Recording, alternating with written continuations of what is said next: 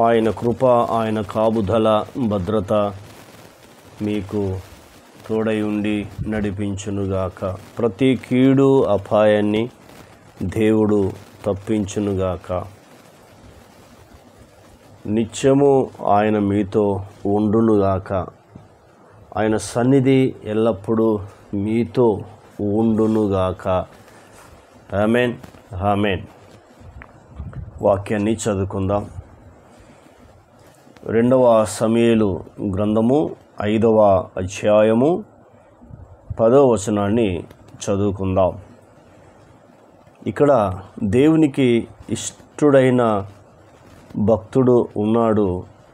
ఎవరు అనేది మనం ఒకసారి ఆలోచన చేద్దాం.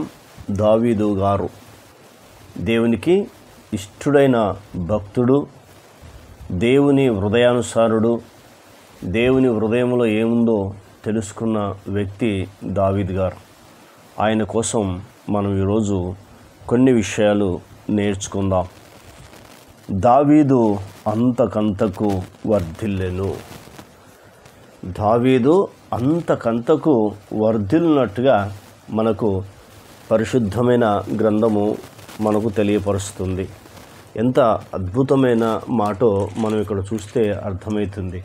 దావీదు అంతకంతకు వర్ధిల్లెను. అసలు దావీదు అంతకంతకు వర్ధిల్లడానికి కారణాలు ఏంటి? మనం కొన్ని విషయాలు నేర్చుకుందాం.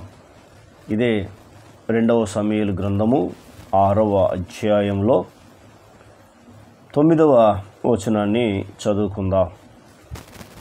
దావీదు యెహోవాకు భయపడి, ఇది దావీదు దేవునికి భయపడ్డాడు. అద్భుతమైన మాట. దావీదు దేవునికి భయపడి. మరి దావీదు వర్ధిల్లడానికి కారణం ఏంటంటే దేవుని భయము అతనిలో ఉంది. మరి నీవు కూడా మొట్టమొదట దేవునికి భయపడుతున్నావా? లేదా సమస్యలకే భయపడుతున్నావా? కష్టాలకు, బాధలకు, ఇరుకులకు, ఇబ్బందులకు భయపడుతున్నావా? వాటికి భయపడితే ప్రయోజనం లేదని పరిశుద్ధమైన గ్రంథం మనకు తెలియపరుస్తుంది. తన కుమారుడు రాస్తాడు, సాల్మోన్ రాస్తున్నాడు.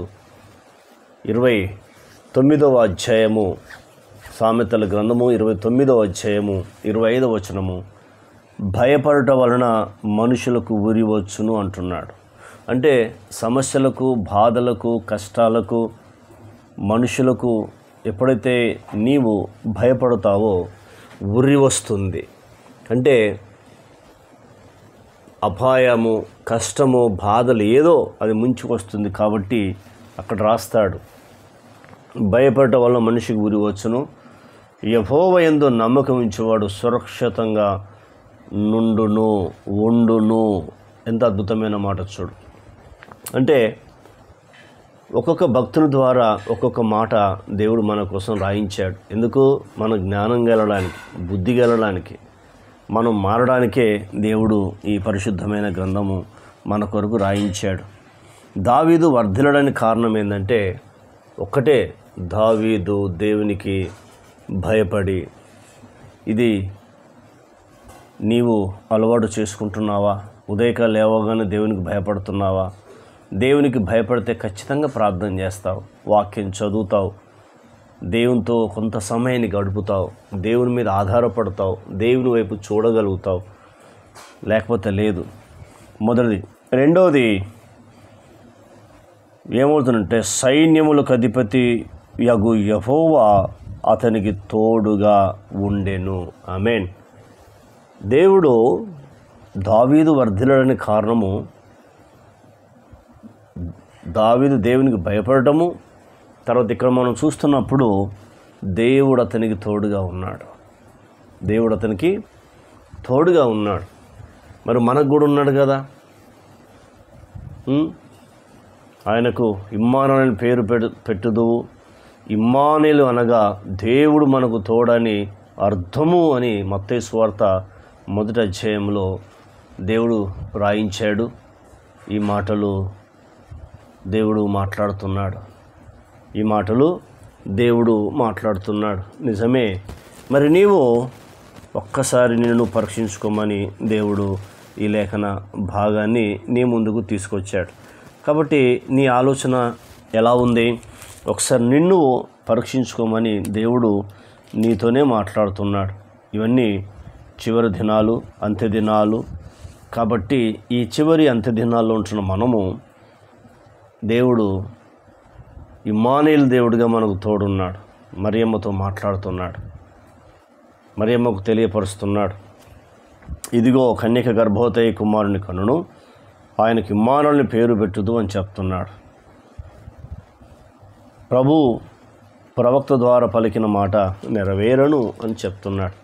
కాబట్టి ఇవన్నీ ఆలోచన చేస్తున్నప్పుడు దేవుడు మాట్లాడుతున్న మాట తన యోసేపుతో, నీ భార్య అయిన మరియను చేర్చుకున్నాడు, భయపడకుము, ఆమెకు తెలియపరుస్తున్నాడు, యోసేపుకు చెప్తున్నాడు. కాబట్టి ఇమ్మానుయేలుగా దేవుడు మనకు తోడై ఉన్నాడు. కాబట్టి ఆ దేవుడు తోడున్నాడు కాబట్టి నీవు అంతకంతకు వర్ధిల్తావు. దేవుని తోడు లేకపోతే మనం వర్ధిల్లేం, గుర్తుంచుకో. కాబట్టి ఇవన్నీ ఎంత దినాలే, ఎప్పుడేం జరుగుతుందో మనకు తెలియదు.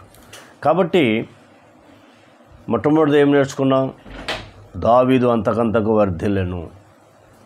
రెండోది, దేవుడు అతనికి తోడై ఉండెను. ఎందుకు దేవుడు తోడున్నాడా? కొన్ని విషయాలు నేర్చుకుందాం. దేవుడు ఎందుకు తోడు ఉంటాడు అనేది మనం నేర్చుకుందాం. ఇదే 2 సమూయేలు 8వ అధ్యాయము 6వ వచనాన్ని చదువుకుందాం. దావీదు ఎక్కడికి పోయినను యెహోవా అతనిని కాపాడుచుండెను.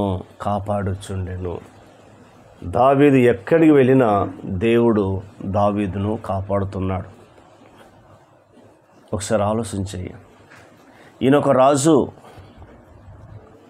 మరి రాజు అయినా కూడా దేవుడు అతన్ని కాపాడుతున్నాడు. కారణం మీకు తెలుసా?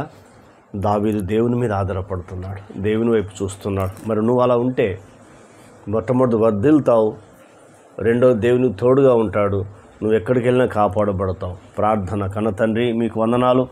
విన్న మాటలు దుష్టతకు పోకుండా సహాయం చేయండి. ఈ మాటల ద్వారా మమ్మల్ని ధైర్యపరిచి ఆదరించి తృప్తిపరిచినందుకు మీకు స్తోత్రాలు. మీ నామానికి నిరంతరం మహిమ కలుగునుగాకని వేడుకుంటూ కృతజ్ఞతలు, స్తోత్రములు, వందనములు చెల్లిస్తున్నాం తండ్రి. అయా, మమ్మల్ని ఆదరించావు, అనేకమైన విషయాలు నేర్పించావు, అందుకు మీ కృతజ్ఞతలు.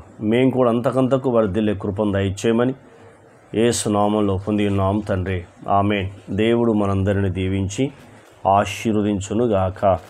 Amen, amen, amen.